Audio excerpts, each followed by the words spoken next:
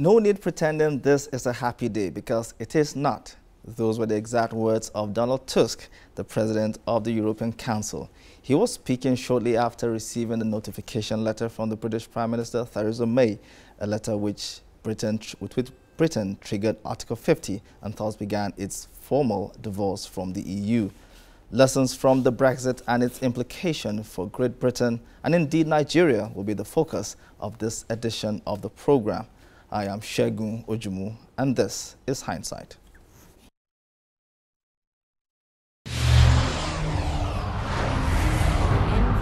Segun Ojumu. On this program, we'll be bringing you news, views, and exclusive interviews with security that cut across humanitarian aid. It becomes easier to do business in Nigeria. Now, Nigeria.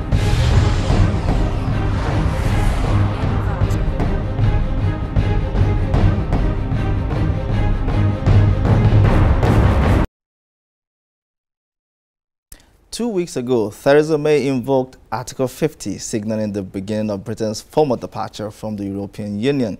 Prime Minister Theresa May wrote a letter to Donald Tusk notifying him her country was leaving the Union. We will bring you details of her speech in Parliament shortly. As Mrs. May was speaking, the letter she wrote was on its way to Brussels. The man who received it was, of course, Donald Tusk, the president of the European Council. When he received the letter, he told journalists there is no point pretending it was a happy day in Brussels or in London. An unhappy Mr. Tusk said it was not a happy day for him personally.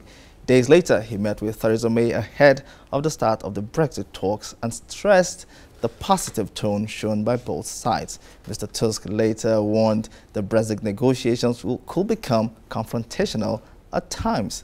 Let's take a listen to what Donald Tusk and then Theresa May both said about the matter. Today, the government acts on the democratic will of the British people, and it acts too on the clear and convincing position of this House. A few minutes ago in Brussels, the United Kingdom's permanent representative to the EU handed a letter to the President of the European Council on my behalf, confirming the government's decision to invoke Article 50 of the Treaty on European Union. The Article 50 process is now underway, and in accordance with the wishes of the British people, the United Kingdom is leaving the European Union. We can choose to say the task ahead is too great. We can choose to turn our face to the past and believe it can't be done. Or we can look forward with optimism and hope, and to believe in the enduring power of the British spirit. Yes. I choose to believe in Britain and that our best days lie ahead. Yes.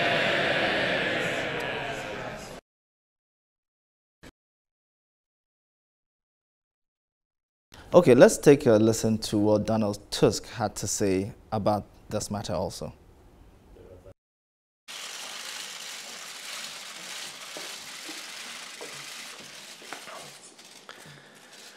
So here it is, 6 pages. The notification from Prime Minister Theresa May triggering Article 50 and formally starting the negotiations of the United Kingdom's withdrawal from the European Union. There is no reason to pretend that this is a happy day, neither in Brussels nor in London. After all, most Europeans, including almost half the British voters, wish that we would stay together, not drift apart. As for me, I will not pretend that that I'm happy today. But paradoxically, there is also something positive in Brexit. Brexit has made us, the community of 27, more determined and more united than before. I am fully confident of this, especially after the Rome Declaration, and today I can say that we will remain determined and united also in the future, also during the difficult negotiations ahead.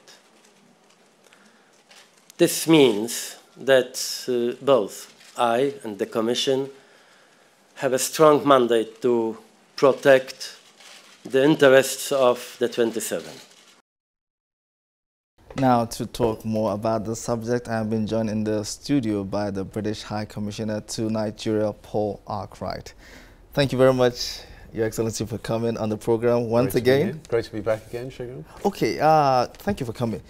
Now, let's do a sort of refresher course. Let's just imagine there's somebody out there who doesn't know what Brexit is all about. What is Brexit? Well, Brexit is the process whereby the UK will leave the European Union. According to the treaty, there is an article, Article 50, which signposts the process by which we will leave. It came as a result of a referendum last year, yes, in June last year, where a majority of the British people decided that we should leave the European Union. And the government of Theresa May, you've just been hearing from just now, is determined to carry out the will of the people in a very large democratic process. So that is the result, Article 50 being triggered as a result of that referendum. And we now start a process of probably quite complicated negotiations. Yes, it could be very complicated. It could be. Over a period of up to 2 years. At the end of which we hope we will have a deal. We'll hope we will have a deal which is good for the UK, but also good for Europe, and a deal which is acceptable to the British people. And at that stage, we will leave the European Union. Until that point, we're still in the European Union, with all the obligations, with all the responsibilities that entails. And it does mean that nothing has changed in the short term, essentially, including, of course, for Nigerians. Okay, let's talk about the implications now. There is a school of thought which believes that one of the consequences of the Brexit is a shrinking of the GDP of Britain now, because as the economy becomes, weaker or smaller, and then investments from big partners like Nigeria will be scaled back. Is that something that's indeed going to happen, or are we seeing that already? Well, it was something that some people said would happen. In particular, obviously, those people who were arguing on the Remain side of the argument. Yes. But actually, if you look what has happened to the British economy since June last year, the economy has grown. It's probably, well, it is doing better than before the vote. The value of the pound has gone down. Gone down, okay. As a result of Brexit, which means that exports are cheaper. So for us to export to other countries is cheaper. Businesses are doing better because they're exporting more. Unemployment has dropped a little bit, but it has dropped. Inflation is under 3%, so again, not too bad. And we are seeing people, companies, international companies, committing themselves to continuing their investment, and in some cases, some of the big car manufacturers like Toyota, for example, Nissan are increasing their investment. So the people who said it's all going to be gloom and doom and the British economy is going to go down the plug hole have so far been proved wrong. And obviously I hope it remains that way. But yes, the economy is healthy and doing very well. Of course, you said the negotiations will take the next 2 years. Yeah. Okay, Mr. Tusk, during his meeting with your Prime Minister, said he's seeking a fair settlement, but then warned that the Brexit negotiations could get confrontational at times. What sort of scenario do you envisage at this point? Could it get confrontational at times? Well, of course, it could get confrontational, but that's certainly not the mindset that the British negotiators are going into these talks with. They're going in, as the Prime Minister said, indeed as Donald Tusk said, to get a fair deal, and a deal that is ultimately good for the British people but also good for European citizens. So if you go into a negotiation with that mindset and you have a fair and equal negotiation and you have a good exchange, there's a diplomatic expression, one can expect a frank exchange of views and a robust exchange of views and all of those. And of course there'll be moments when it gets a bit heated, but I'd like to think that it's not going to be confrontational. There will be difficult moments, but at the end of those 2 years we certainly hope that we we reach a deal, and a deal which will involve access to the single market, to the European market, but also a deal around migration, which was one of the issues, of course, yes. which was so prominent in the debate. Exactly, one of the reasons why people actually voted leave. Some people voted leave for that reason. Not everybody. Not everybody. Some people did, yeah. Okay, divorces are usually messy affairs, you know, and maybe no wonder Donald Tusk said what he said there. But you sounded optimistic. You upbeat that it's not going to be all gloom and doom, you know, not going to be all that bad. But others out there might say, look, no divorce, you know, divorces usually end up badly, you know. Your thoughts on that? Well, I'm aware of some divorces which have ended amicably, and that's the intention. You're right, it's a divorce, it's a parting of the ways. That is the result of a democratic process and what the majority of the British people wanted. And we'll see what the deal is at the end of the day. It won't be perfect for everybody, not everybody will be happy with the outcome of that. But I think if we go into that negotiation in a confident way, we deal with our negotiating partners in an honest way, in an equal way, then the divorce, I think, can be as amicable as we can make it. Because ultimately, you know, it can be a win-win for both the UK and the EU, and of course other countries like Nigeria. I'm happy to explain why I think that. We're going to get to that soon, but we're going to take a short break in a few minutes. But before we go on that break, back to the effects of the Brexit. Let me read this to you. Some said last year it will foster anti-immigration sentiment around the world, and that this will affect a country like Nigeria, which has a large population of its citizens in your country. Now they also say that they're also going to say Britain will become very strict on visa applications, especially from countries like Nigeria, which has large visa applicants every year. Is there any truth to all of this?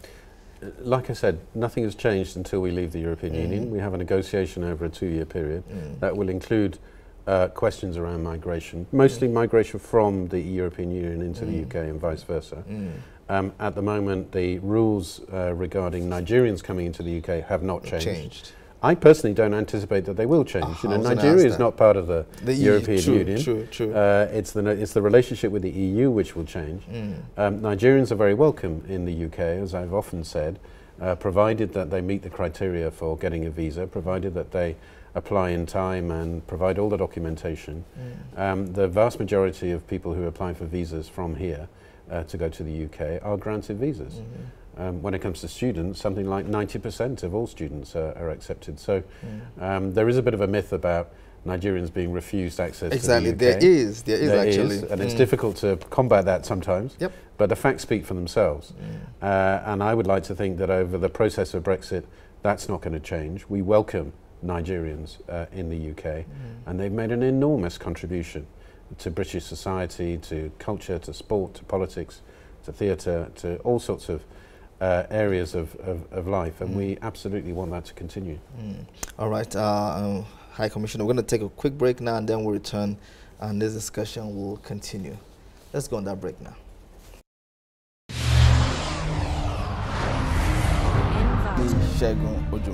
On this program, we'll be bringing you news, views, and exclusive interviews with security that cut across humanitarian aid. It becomes easier to do business in Nigeria. Now, Nigeria.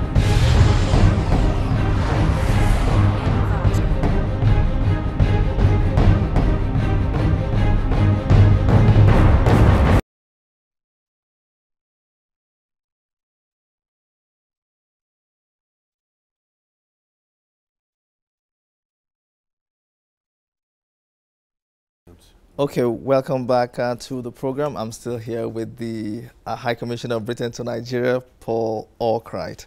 Thank you very much for staying with us here now. Okay, now let's talk more about the Brexit and the gains for, you were going to say that, but I didn't allow you to go too deep into that. Gains for Commonwealth countries. Could the Brexit have a positive outcome for the Commonwealth countries like Nigeria? Let's talk about Nigeria now. Sure. Well, I'm glad you mentioned the Commonwealth, because if you listen to what British ministers are saying, there's a new focus on the Commonwealth. That's, I think, partly as a result of the Brexit decision. I think we will be falling back, if you like, or going back to some of our old partners, our old allies, our old friends. We've never abandoned them, we've never lost touch with them, but I think there will be more importance attached to those relationships and those ties, historical ties, especially with countries from the Commonwealth. Obviously we're going to remain in the Commonwealth, like we're remaining in the UN and all the other international organisations that we're part of. Benefits for Nigeria, I mean, I'd like to say that on the trade front, we would, I hope, be able to negotiate a bilateral trade agreement which would benefit both sides. So in terms of Nigerian exports to the UK, British imports here into Nigeria. As I said before, I don't expect changes to the visa regime. I think some of those historic ties will become more prominent. There are people who are talking about what we can do within the Commonwealth to increase trade between Commonwealth countries. There's a Commonwealth Heads of Government meeting coming up in London next year, in April next year, and trade will be one of the really key areas of focus there. I think things like education links, we want to thicken up and improve on those. We have some wonderful scholarship schemes which enable Nigerians to go and study in the UK at the very best British universities. I'd like to see more focus on that, more scholarships being made available. So I think, yes, there are some positive sides to this, as I think there will be for other Commonwealth countries. Okay. Brexit challenges, opportunities for Nigeria. You delivered a lecture some days ago in Kogi State. That was right? Yeah, in Lokoja. In Lokoja. Okay, now talking about some of these opportunities, some say that UK trade may actually shrink by up to a quarter, in both services and goods. And obviously that's a concern for your country because you said the next Commonwealth, the 2018, is it 2018 Commonwealth? Yep. Okay, that's going to be a key focus. Absolutely. Okay, what economic model will Britain be adopting to make sure that they prove this cynics wrong? Well, 25% is a large amount. I think that's people talking more about the trade links between the UK and the EU. Part of the negotiation will be to see what we can do to retain our access to the single market. So that's one of the objectives of the government, is retaining access to the single market so that our goods and services can move freely within the EU. And therefore, for Nigerians who want to use the UK as a gateway to the rest of Europe, that would not be affected, and you could still use the UK to trade freely within the European Union. That's part of the negotiation. Obviously, we have to get there. If you look at the positive side, I think that we're going to focus much more on trade relationships and trade deals, trade negotiations with other countries. So whereas before we had to negotiate as a bloc within the European Union, now we're free to negotiate trade deals as an individual country, one-to-one, doing these bilateral trade deals. Okay. And I think that could benefit trade both ways, and certainly benefit the UK-Nigeria relationship and the trade between the two countries. All right, it's interesting you mentioned that because recently you were quoted as saying corruption is an impediment to British citizens investing in Nigeria. All right, can you speak to that a little bit more? Well, yes, I think, well, there are a number of aspects to this. One is when it comes to ease of doing business. I think, Nigeria is 169 on the index, the World Bank index of the ease of doing business. It's true. Part of the reason for that is the bureaucracy, is the red tape and the number of processes. It's about the difficulty of getting visas to come here, which is an important aspect of that. But it's also around some of the corrupt practices which have grown up in Nigeria around businesses. And there has been a concern of British companies dealing with Nigeria, and not least because of the reputation, which is often worse than the reality, to be honest, but the reputation.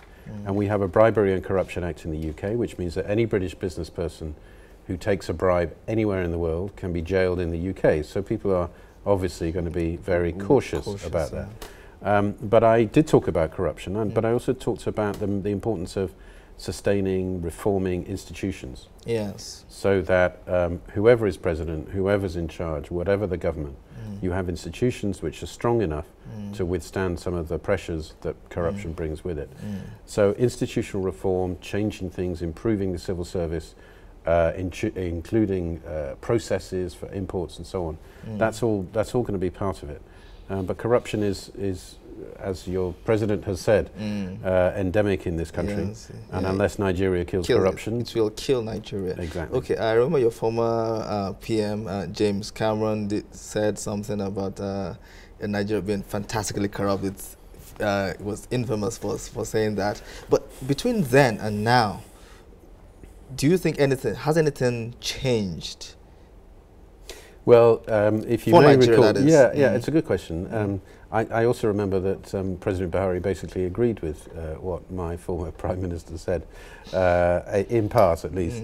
That was said just before a very big and important anti-corruption summit, which President Buhari went to. He participated in. Indeed, Nigeria made something like 21 commitments at that anti-corruption summit, and we're working with Nigeria now on introducing those and turning them into practice. So things like the beneficial ownership register, who actually owns the properties in London or in the UK. So often it's this shell company or a shadowy organisation. The register of beneficial ownership will actually say, you know, who are the individuals who own these properties. That is transparency, and that will help to fight corruption. Okay, so there are actually plans for you to disclose those people that have properties and... Absolutely. So a register which is open for public view, which will ensure that people can see who actually owns particular assets, whether that's property or other assets in the UK. And we're encouraging Nigeria to do exactly the same thing here, and indeed they are looking at that. We had a recent seminar run by the UK with the Ministry of Justice on exactly that issue. So yes, that's moving forward, as are a number of other areas of commitments that Nigeria has made. So I think progress has been made. You know, we've started trending. I hope people, your viewers, will pick up on it. You're right. My former Prime Minister said that Nigeria is fantastically corrupt. We like to say that Nigeria is fantastically committed. Fantastically committed. Hashtag fantastically committed to tackling corruption. And I think, you know, we all know that President Buhari is indeed fantastically committed to tackling corruption. Fantastic. On that fantastic note, we have to end the program. Our producer, yes, our producers, we have to round up right now. Thank you very much.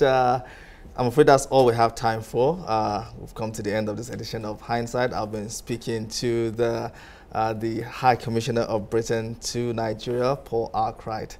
Let's keep the conversation going on online. We are on Twitter. Tweet us and we'll tweet you right back. We're on Hindsight at Hindsight STV, or you can email us on hindsightsilverbird@gmail.com.